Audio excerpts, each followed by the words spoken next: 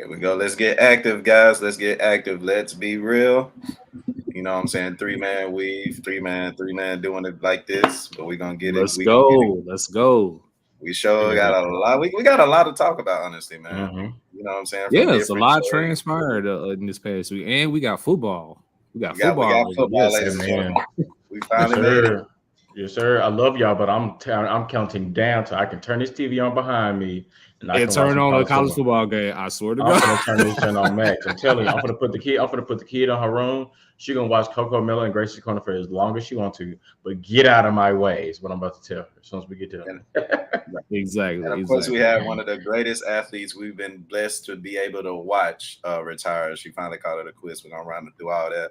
But first, Trev, it's on you, man. College football, week Oh one. man, Help what's us win some good, money, bro. Help us everybody? win some money.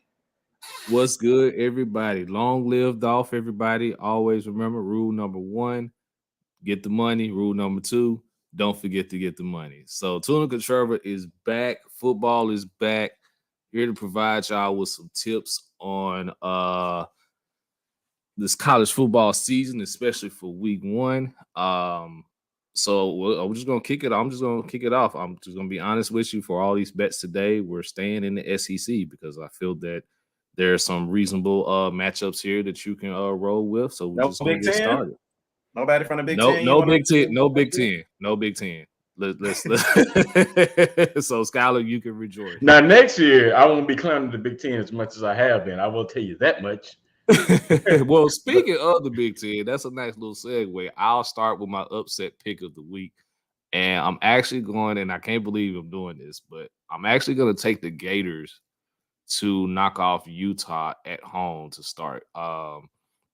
Utah, of course, has a quarterback by Cameron Rising who's going to be on Heisman watch this year, having the pressing close out to the year last season, especially in their Rose Bowl game where they just, I believe they still lost the game, but they hung 45 on Ohio State, and that's not easy to do if you're anybody. Let's just be real on there. But I just feel with Utah never being in the South, never playing in Florida. Yeah, Florida's going through a transition year right now with Billy Napier now stepping in as the new coach over Dan Mullen. It's tough as an SEC guy. It is tough to play in the swamp. Like it's definitely Gainesville is definitely one of the top 5 toughest places to play in all of college football. And there's a reason that this spread is only set at 1.5. It's literally a toss-up at this point. So yeah, give me the Gators to upset and knock off Utah today. In my first bet of the week. Second, we're gonna take again, staying in the SEC. We'll shift it over to the SEC West. I like Arkansas as a touchdown favorite over Cincinnati today. Arkansas had a real strong outing last season, a nice little coming out party, highlighted by quarterback KJ Jefferson, who I'm surprised is not on Heisman watch, but it is what it is there. Their rushing attack, they're going to win the game in the trenches. Cincinnati lost too many guys. They lost 12 guys to the draft, including Desmond Ridder, who's now with Toots Carolina Panthers.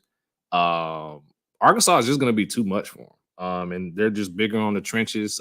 If I read correctly, Arkansas's offensive line is on average of 316 pounds to Cincinnati's defensive line only averaging 271. So you see the big disparity there. Oh, Skyler, you got something? Go ahead. no, go ahead and finish. I got a question when you're done. Go ahead. Okay. So yeah, I expect this to be somewhat competitive early on, but I do expect Arkansas to pull away late. So give me Arkansas as a touchdown favorite over he's with the Falcons. I'm sorry. Thanks, Ryan. Give me Arkansas as a touchdown favorite there over Cincinnati.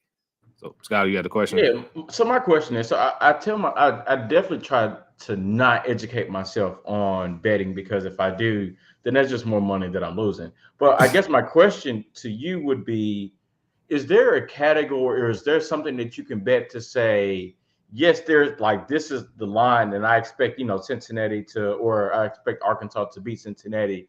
But let's say, like, how do I go about betting to say I expect Arkansas to roll in this game actually? Like, and so, like, of course, you can take the over. I think that's what it is. But like, But if it's what Yeah, is that that's category basically look if like? somewhere to you're bet like 21 and up or something like that. Gotcha. Okay. if you're expecting Arkansas to roll, then the spread is your best bet. Like if you're expecting Okay. Arkansas to come out and just smack them, Mm-hmm. take the spread Gotcha. Okay. because typically the spread can be set too low, can be set too high. So you really got to be cognizant of that. But if you see a matchup and you see the spread and you be like, oh, this is a reasonable spread, I expect this team to just come out and just destroy Watch it. this other team. Mm-hmm. Take the spread. Gotcha. That's no questions if All asked me. right, So cool. I hate I asked that uh, question because now I'm about to start betting. But okay. well, that's why you got me to help you out, to help you know where Gotcha. exactly to go. Hey, bro, because So I'm just looking for something to pay a bill. That's all I need. I just need something to pay one of these bills. I don't care if it's the cell phone bill. I don't care if it's daycare for my child. I just need something to pay an extra bill. And yeah. it may just have to be sports gambling this year. We'll see. I suck at gambling, but we'll see this year. Yeah. So well, and then the last game of the week, again with the SEC West, I like LSU as a 3-point favorite over Florida State. To help kick off the Brian Kelly era in LSU. Um, LSU, of course, they're probably the most roller coaster team, probably not even just in the SEC, but I will make a case for the entire college, entire NCAA. They're either going to have a great year or they're going to have a bad year. It's never in between with LSU. And with them getting Brian Kelly, let's just be real. Everywhere Brian Kelly has went, that team has actually won games. So I don't see anything different here. I expect a competitive game for Florida State. 3 is probably a little bit reasonable here. Maybe could have gone to touchdown. Maybe they're giving Florida State a little bit more credit than I would assume. But give me LSU here as a 3-point favorite. So just to round things off for week 1 of the college football season, Arkansas is a touchdown favorite over Cincinnati. LSU is a 3-point favorite over Florida State. And then I got Florida upsetting Utah this afternoon as well. So from there, we're going to transition because we're still just a little less than a week away from the NFL season kicking off. But we're going to try to make some do some a little special here. So we're going to go through our respective teams, and the lines have been set for their total wins for the season. So that'll be kind of like a season preview for everyone. And without further ado, I'll start with my own team and Skylar's team, the Pittsburgh Steelers. As of right now, FanDuel has them at a over under a 6.5, so I'll just say 7. So I'll get you guys' prediction on that. I'll just go over under for Pittsburgh, over under 7 wins for Pittsburgh. Sheesh. Trevor, I'm gonna tell you the reason. I'm gonna tell you what I'm thinking. Then I'll give you my answer. It could be over in terms of, again, we talk about Pittsburgh's defense. We talk about the 3 levels of Pro Bowlers that they have on defense, which is, again, T.J. Watt. Also on that same front is Cam Hayward, who's a Pro Bowler, very underrated.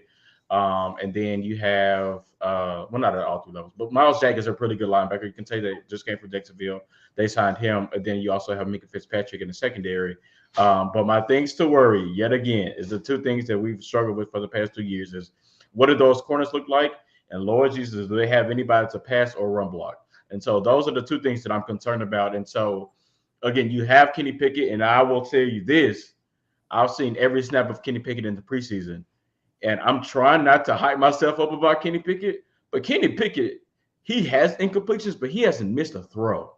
There's a difference between having an incompletion. There's a difference between throwing a ball to the receiver, he drops it, or him not adjusting to the ball, and therefore it's an incompletion on your part.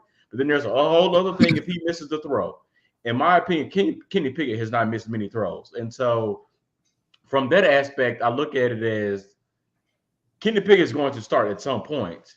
When will he start? And so it's so many factors to say that I would take the over, but then there are so many factors to say that it's best to take the under. I'll take over. I'll go 8. I think historically Mike Tomlin gets 8, 9, 10 wins out of the season. Nothing ever changes that fact that he always gets that. So I would expect them to at least get, I'll say 9 wins for the Steelers. So let me go 9. But that offensive line and lack thereof absolutely scares me. I'm terrified because they can block anybody, and that didn't. Yeah, let me shut up. God, Jesus Christ, kick Kendrick Green off the roster because Jesus Christ, he cannot block to save his life. But you're exactly right here. And I said this when we did the Steelers season preview a couple of weeks ago. I said that this team can win 9 games, and I'm not gonna stir away from it. I also do believe we will see Kenny Pickett at some point this season. I'm not sure as to when.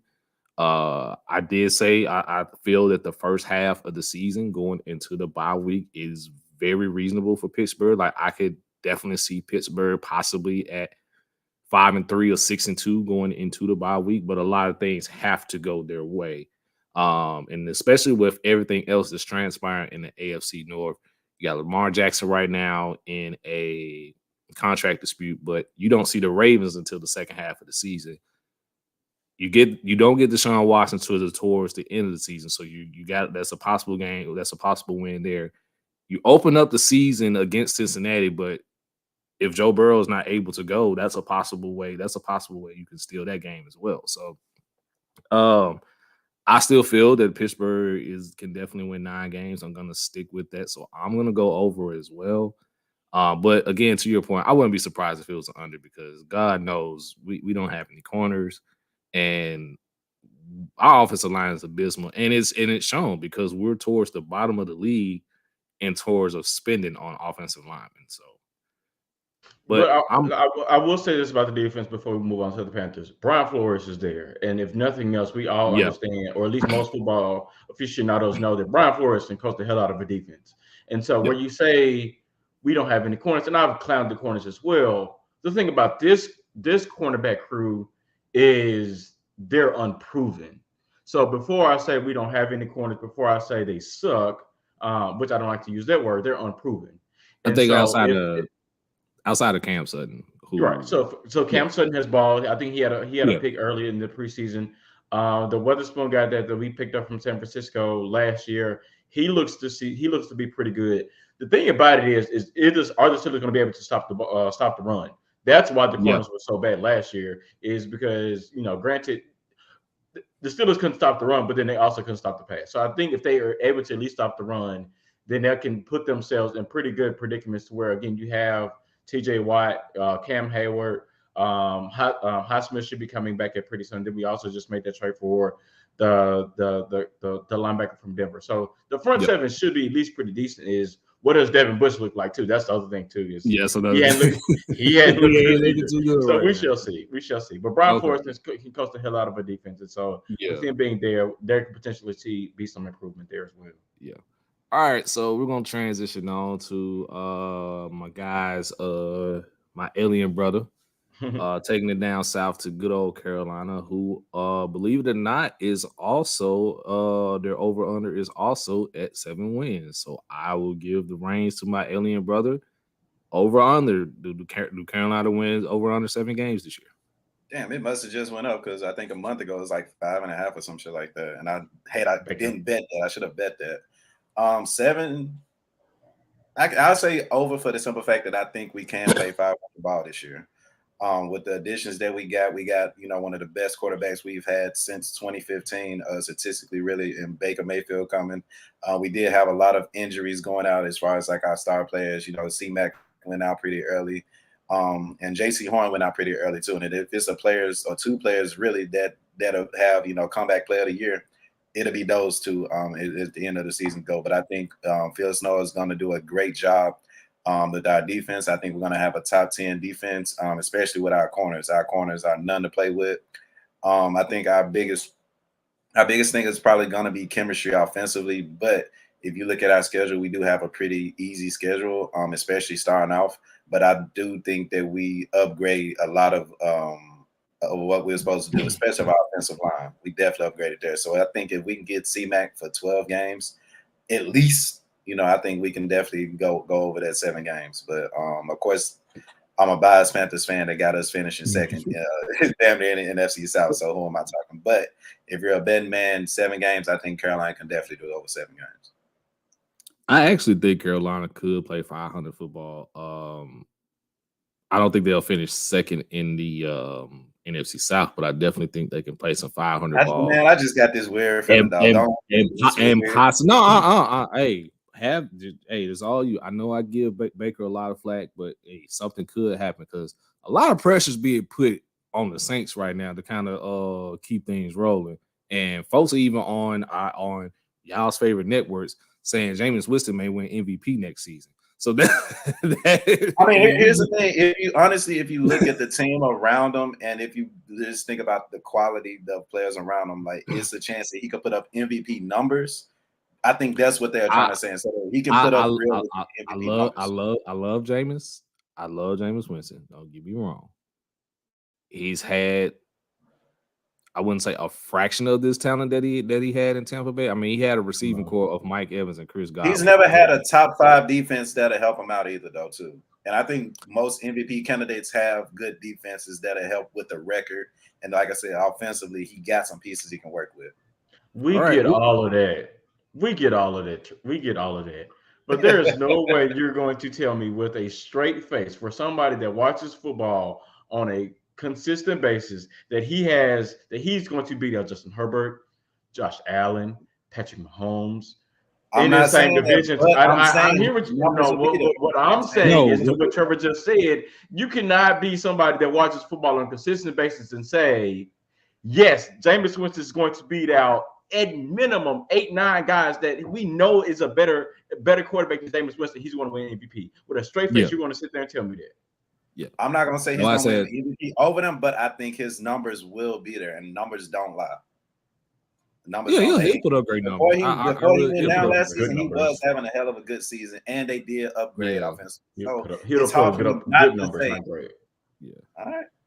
All right, and for the sake of time, so we can get, because we do got other topics we got to cover, so we can just keep these quick since they're not on to defend their team. So over under 11 wins for the Dallas Cowboys. Real quick. Under. I said they have no offensive line. Yeah. Sorry, go ahead too. Sorry, my bad. That was rude. I said under. They ain't. They is CeeDee Lamb really a wide receiver number 1? There's questions there. Offensive line, are you gonna do what you supposed to do there? The answer is no. Defensively, I think they got worse. Sheedy said it last week, so mine is under.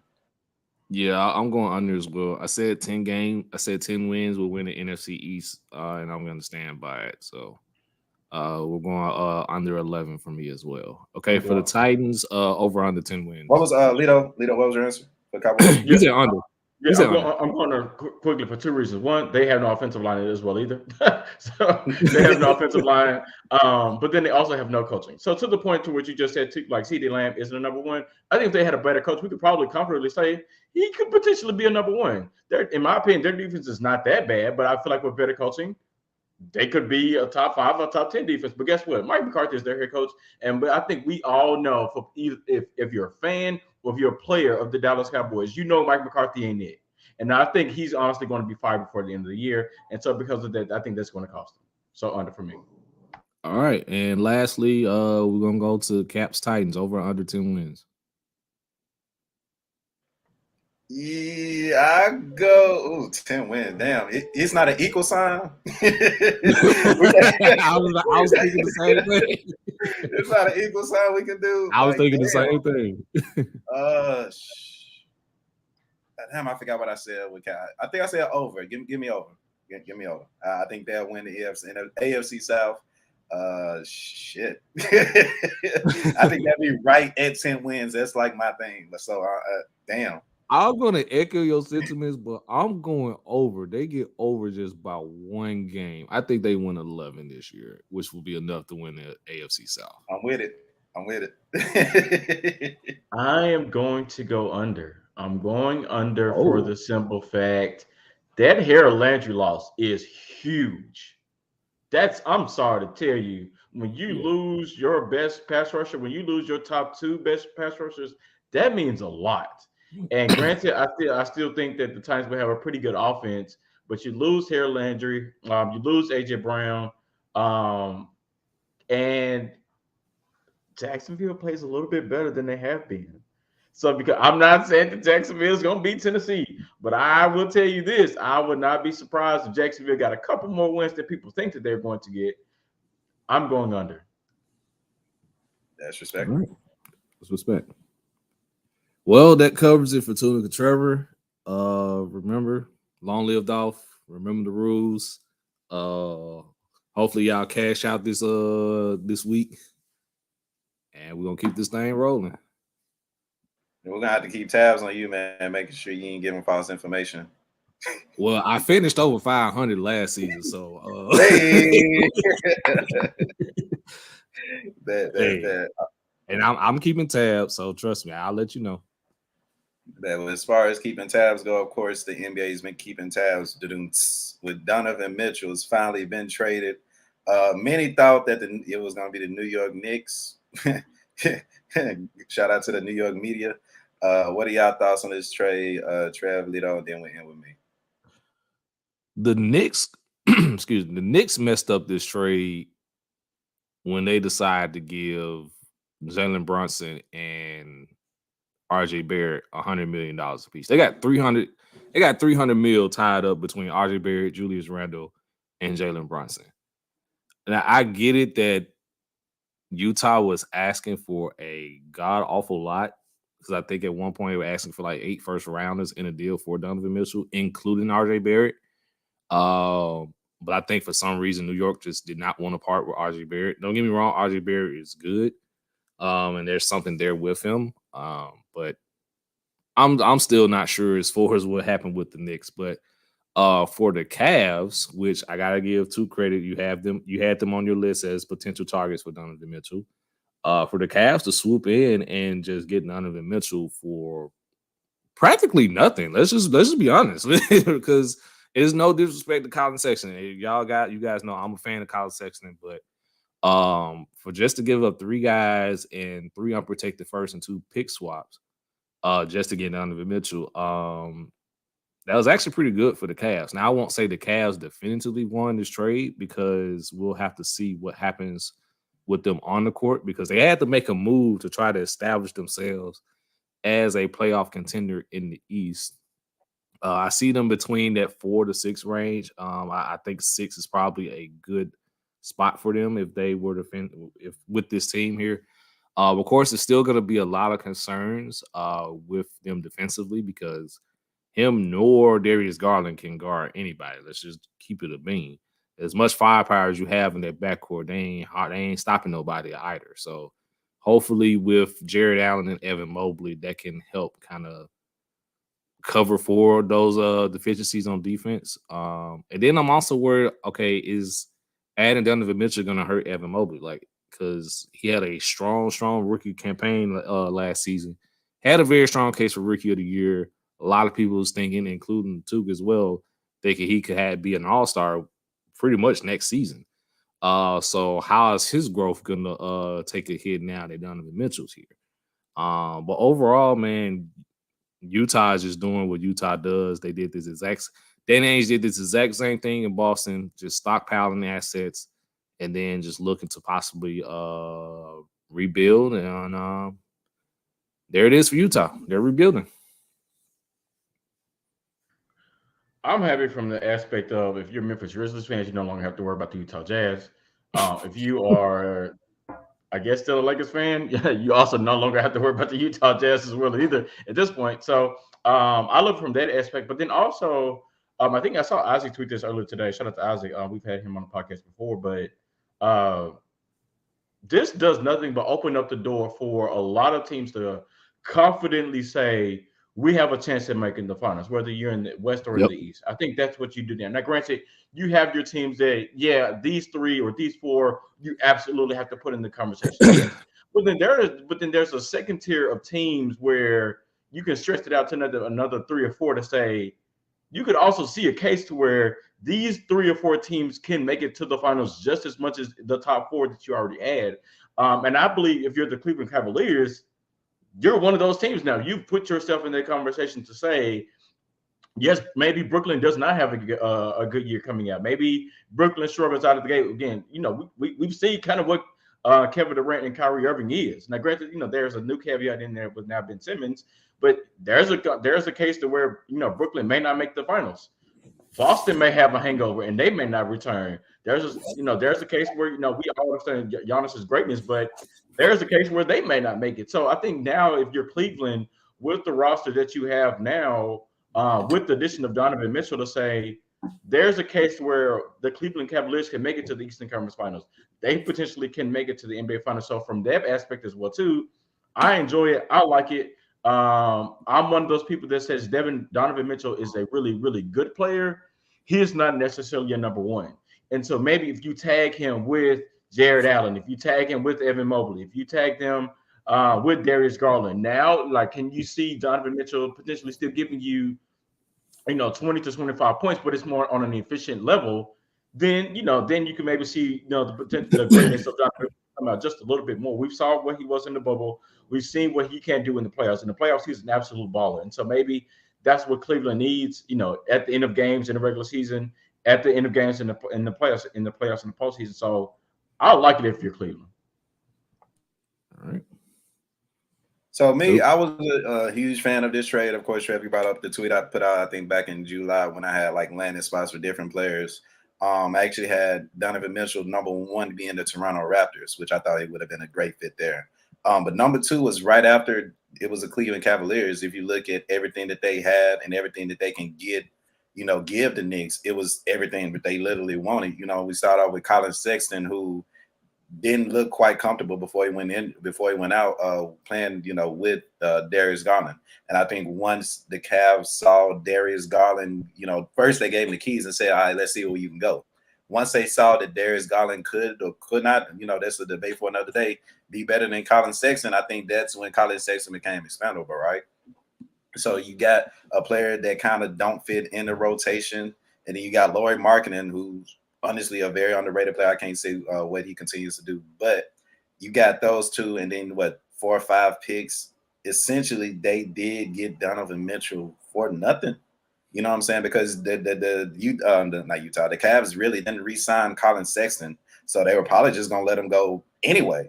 So you were able to flip him and get Donovan Mitchell.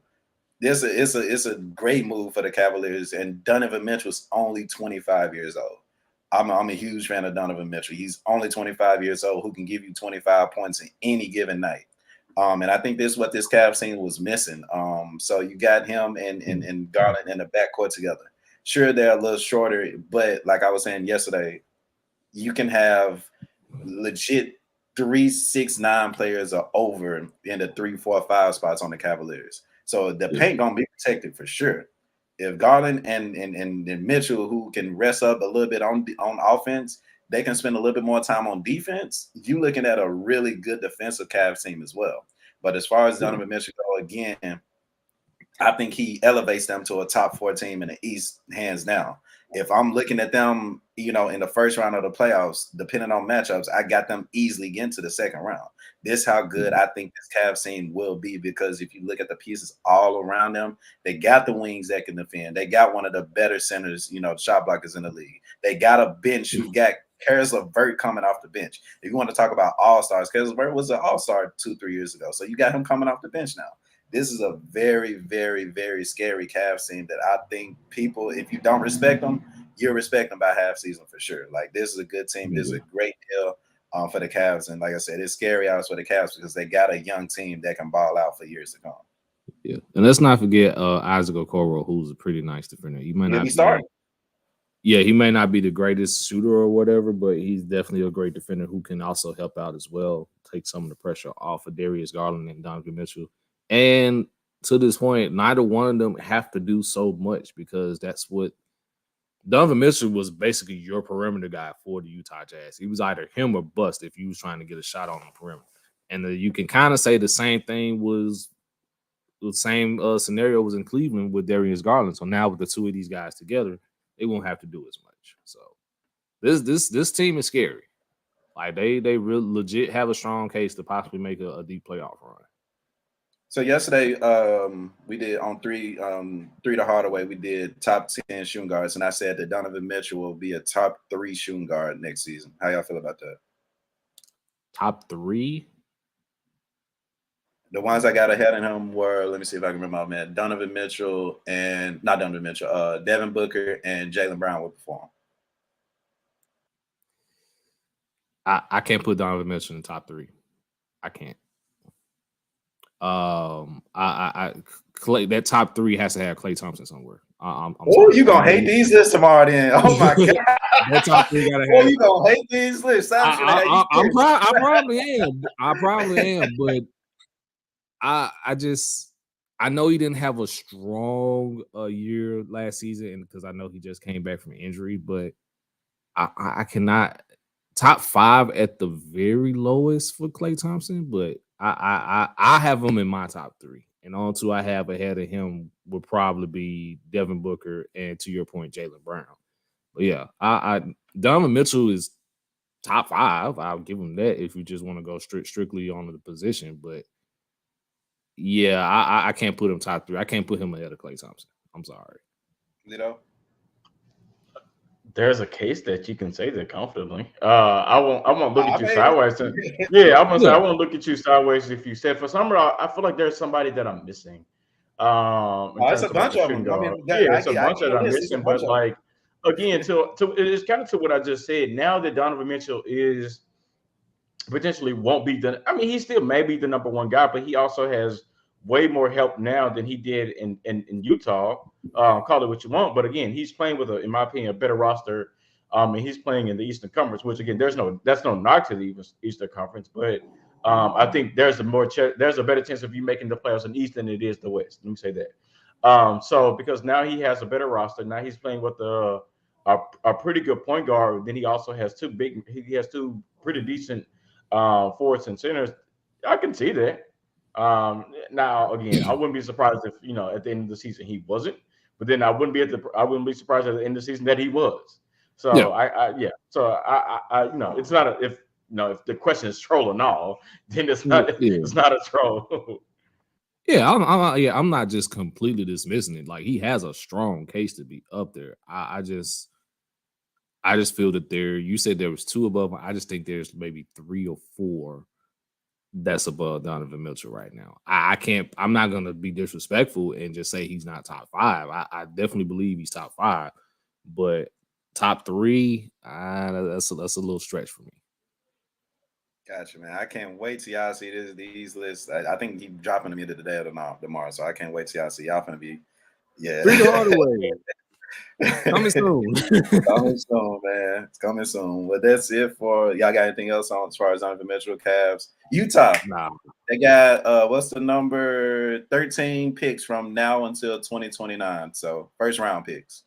So shout out to Danny Ainge for being Everybody is Sam Presti and Danny Ainge continue to be ahead of the pack, and everyone is trying to follow suit. I'm telling you, y'all, you better get with it or get lost. And then of course everybody's tanking for old boy from France who is I want to say baby KD, but last time I called somebody baby KD, I kind of got clapped at. So yeah, I'm not gonna do because that. that was Kelly. Because it was Kelly. You don't get to call anybody else baby KD. Yeah, I'm not gonna do that. But no, this kid is nice though. Like he's nice. So I see why teams are taking. All right, let's get into our promo clip, and after that, man, we have one of the GOATs, if not the greatest, retire. Let's Be Real Media is pleased to announce we are sponsored by Ralph Brand. Ralph culture is surrounded by skates, punk, and Let's Be Real Media is pleased to announce we are sponsored by Ralph Brand.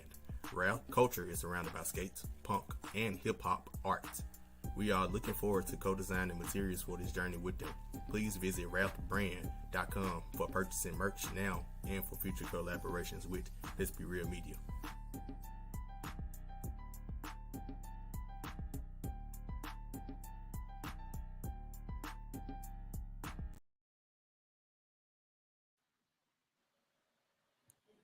There we go. All right, man. Serena Williams final U.S. Open. We literally saw, we're able to say we saw one of the greatest at their sport, play the game, right? There was movies that came out a year ago saying, how Serena was, she was second in line after her sister Venus, but Venus was to change the game. Serena changed the world, and she literally did that. So how do y'all feel about Serena Williams playing her final tennis match? Heartfelt, man.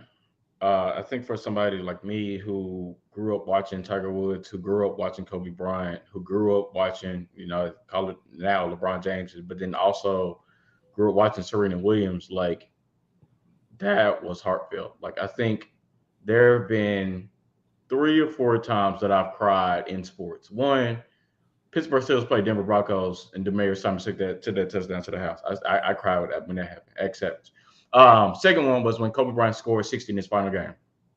The third was last night. Just because, again, Bianca plays tennis, so we watch tennis over here quite often. But even before I met Bianca, I was already watching tennis, and so again, I grew up watching Serena and Venus, and so to see how she has dominated her sport, to see how she has dominated tennis, to see what she's done for not only for Black women, but I believe also for Black um, people that want to play something similar or something different from football and basketball, which is golf and tennis. And so you kind of see Tiger Woods and what he did for golf, and you see what Serena did for tennis, and to see her go out in the way that she did, there were a lot of chances where she could have won yesterday's match. I'm just gonna not say nothing. No, I did not cry because of Tim Tebow. I cried because there is no way we should have lost the game. Anywho, back to Serena. Um, to see how she went out yesterday, she went out, guns blazing. Yeah, she lost the final set 5-1. But I think that match point that I can't pronounce the other girl's name, but I think she had like 7, 8 match points. And so there was shot after shot that Serena was making and taking. There was the crowd that was behind her. I mean, to see Arthur Ashe Stadium as crowded, as packed, as enthusiastic as it was for her is crazy. And I'll say this, and then y'all can have it. I think when she played her match on Wednesday, I believe, 5 million people watched that tennis match.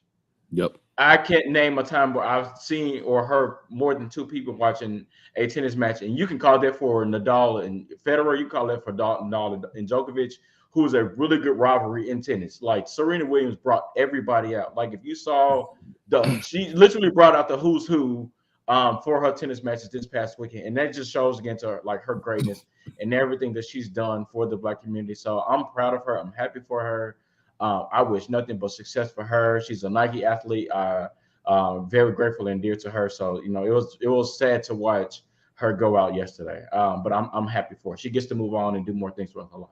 Yeah, I'll keep mine brief. To Scott's point, it was just heartfelt.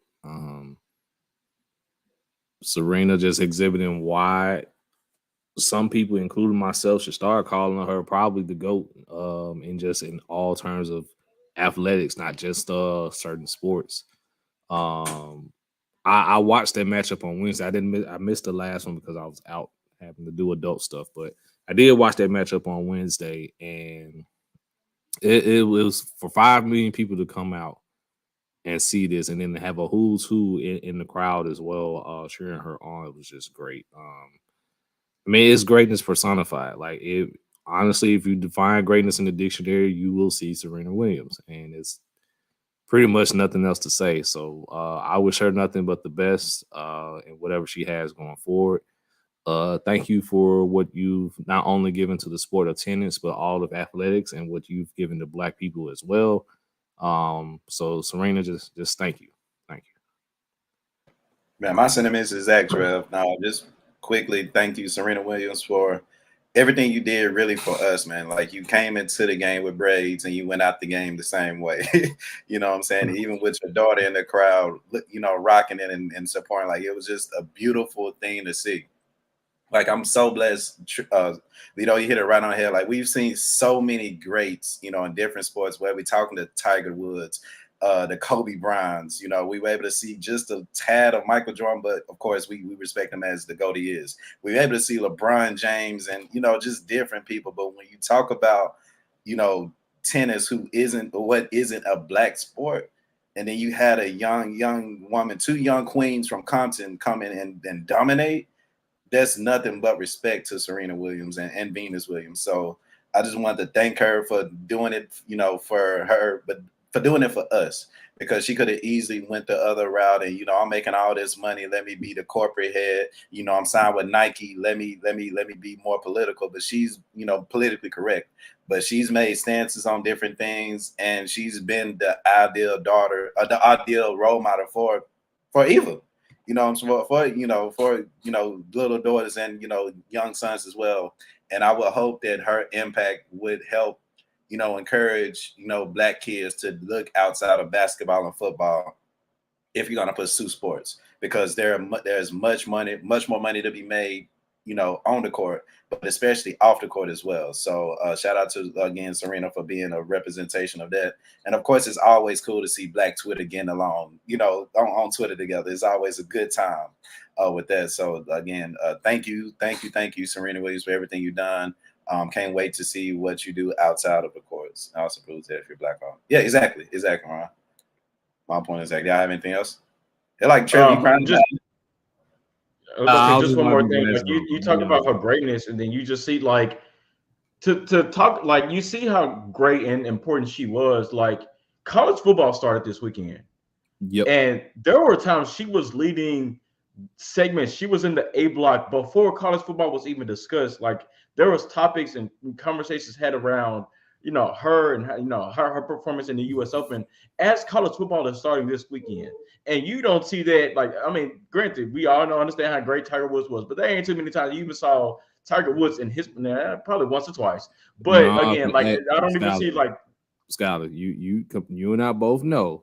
If you made it to Sunday to face off against Tiger Woods, sure, it was guaranteed that Tiger was winning and he was leading off. If it was, whether it was NFL or whatever. Mm-hmm. That's true. Tiger Sunday. It's a reason it's called Tiger Sunday.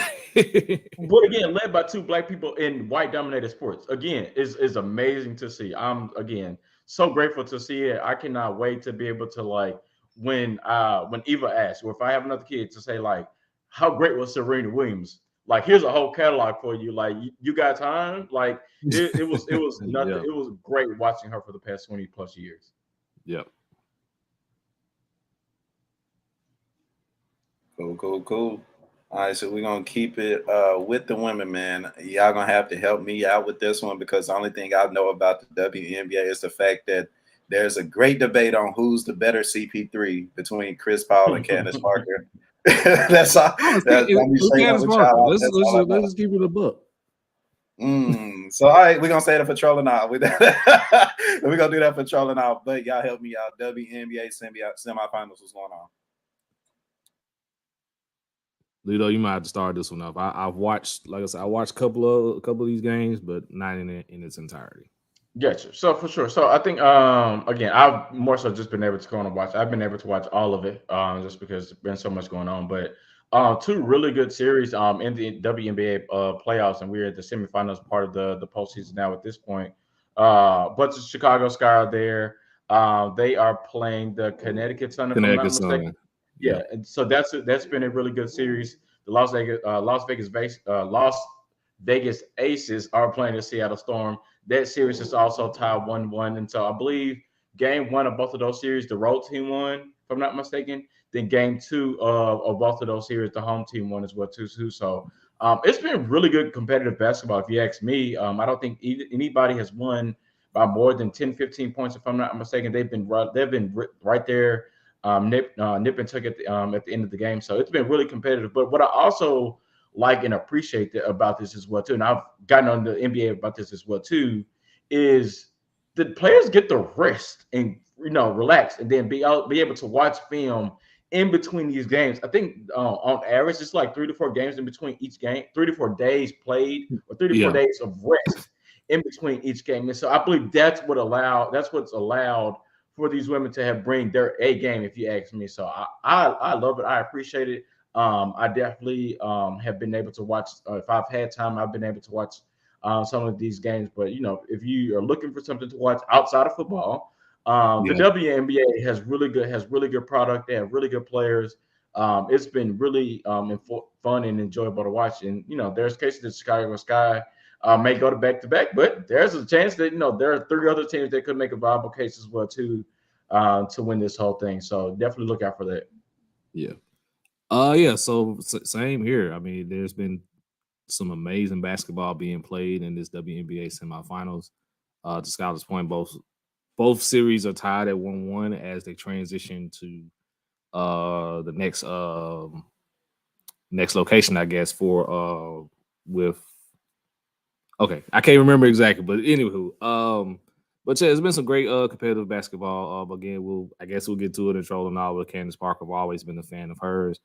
I've been a fan of Breonna Stewart, Sue Bird, what they're doing with Seattle, and I'm a current fan of the Aces, and that's been my storyline the whole season with the WNBA. Like, I can care less what the Aces do. It's just like, can you finally get it done and break through to finally win it all? It's just because they've been right there like for like the past couple of years with Bill Laimbeer at the helm, and now that Bill Laimbeer is gone and you have Becky Hammond there as the coach to kind of give you so much more of a free-flowing offense. Now you have no excuse. Now you need to just try and get it done. And that's what's been the storyline for me with my squad with the Aces. But again, if it's the Aces in the sky in the championship, I'll be happy regardless because CP3 is there. And we know I've watched her literally take over numerous games. So it's a joy to watch, man. And if you're not watching football, definitely check both of these series out. You'll get it's worth your money. I will definitely say that much. Cool. Let me see. We got Ryan. Candace Parker, the better CP3. I mean, she is the better CP3. If we go move to the conversation real quick before we go, she is the better CP3. It's not even a question. But the nickname was given to Chris Paul first. Yeah, the nickname was given to Chris Paul, and so at the end of the day, in 20 years, can you confidently say who was CP3? If your kids ask you who is CP3, who is going to be your first initial answer when you answer that question? Your answer is going to be Chris Paul. It's going to be Chris Paul. It's going to be Chris Paul. But the better answer is Candace Parker. The answer here, who's the better CP3, is Candace Parker. But the name, like to Skylar's point, the name was given to Chris Paul. So, nice. I mean, let me bring some kind of relevance into it, right? Because I did just a little stat dig and just real quick, right? So Candace Parker just, just to read off a couple of her accomplishments. WNBA champion, happier last year, finals MVP as well, 2 times WNBA MVP, 2-time gold medalist, rookie of the year. But we got to put some respect on Chris Paul now. Hold on. See, nope. You're not doing Candace Parker any justice. So the year she won Rookie of the Year, she also won MVP. So let's put some respect. So 2-time WNBA champion, 2-time Finals MVP with 2 different franchises. And let's be real, the only reason she left LA was because of Derek Fisher and his inability to coach. So let's just put it let's just call it really what it is. And then you mentioned to the gold medal, the 2-time gold medalists and things of that nature. So now make your case for Chris Paul. 9-time all defensive team honors, 8-time all NBA team honors, 6-time steal leader, not second, not third, but number 1 in steal 6 times in the league. 5-time assist leader. You talk about longevity. He's led the league in assists 5 times. Last year was one of them. First player in the NBA history, the quickest player to have 20,000 points, 10,000 assists. 9-time All-Star, 2-time gold medalist. So, I mean, I get what y'all saying as far as like Candace Parker, especially winning the championships and the MVPs. But hey, man, Chris Paul is Chris Paul. He's a point guard to me for a reason. You know what I'm saying? He won Rookie of the Year as well. Not MVP, but But no, this is no disrespect at all to Candace Parker. Like I love me. One of my favorite basketball memories is watching Candace Parker and down at Terrace going at it in college. So Ryan said you can steal nicknames. I mean, like if you're Dwight Howard and Superman, is that what you're talking about? I think it takes somebody to kind of like give them the nickname. So I guess technically because Chris Paul's still playing and Candace still, I don't know. It's weird, man. You know, they probably know how to do like a Hope Lady Hope thing. Or She Hope thing. Look, instead of CP3 instead of CP3. There we go. CP3. There we go. CP3. We ain't even had to do the trolling now, bro. Shout out to Toledo, bro. We got to tweet that. Put that on the underdog. Put that on the I'm elated. That is hilarious. CP3. Wow. I want my money too if they decide to take that. I'm saying we can say you need to copyright this. You need to copyright this shit like tomorrow. No, not even tomorrow. Today. and sell it to her. Yeah. Hey, we serious? I'm gonna do it. That's actually not a bad. That is not a bad nickname at all. It's not. I'm surprised the one come up with that. We was here with you with the idea. Yeah. Oh man, that's it for this episode, man. Y'all got anything else? No, happy belated 901 day to y'all. For those, I'm gonna make this real quick. The 901 Grizz Bash Day was lit. For those that have not seen the videos, it was amazing to see the fact that the city of Memphis has created their own holiday, made a block party out of it. Great to see, great vibes. I believe it was the inaugural year of that, and to see the vendors that were out there, the wrestling that was out there, the performers that were out there, the people that were out there was great to see. I absolutely loved it. I'm hoping that they can make that an annual thing for you. I hope they can make that an annual thing. There it is. And then you got famous too, bro. What's up with everybody getting famous now? Shaka was famous last episode. You was famous this episode. Hey, as I said on Twitter, black people, the only people that will essentially check you for being on camera talking about some famous ain't it? Like, no, I just did a quick interview. Famous, ain't it? got a couple of views off of it. Our time is coming, man. I'm not famous at all. I just got lucky. I'm trying to make y'all some money. So once I get y'all, once I get certified around this part, then we on. So. We in there. Bet. Cool. Hey, man, shout out to y'all for listening. Make sure y'all follow us on Twitter, Instagram, all that good stuff. Make sure you subscribe on YouTube. Shout out to everybody checking us out on YouTube. Make sure you give us that good old like, and make sure you go ahead and comment, leave something for us. You know, whether we did good, bad, Gabe takes you like, Gabe takes you did likes. Help us out. That's what we're here for. And ask questions. Definitely ask questions. We want to be engaging. Ask questions. I was about to say because we don't want Ryan to think he the only one on this joint. And you know, Ryan, Ryan. Well, I think I saw Fat Boy Fadeaway on here as well too. But Ryan get on this thing and act like he the only person on here. And he'll get out of pocket. He'll get out of pocket real quick. So help us help Ryan. Shout out to Darren and Tyler with Fat Boy Fadeaway as well. Absolutely, love those guys. Absolutely. Well, we're gonna end right here. Lido, please go ahead and copyright that before somebody. You know they take our ideas, bro. You know they take our ideas, bro. You know that they be listening, even though they don't give us. It is evidence. It is evidence. Let me know what I need to do. We know this. We know this. I gotta pay for daycare some type of way. So if I get off of that, I'll take it.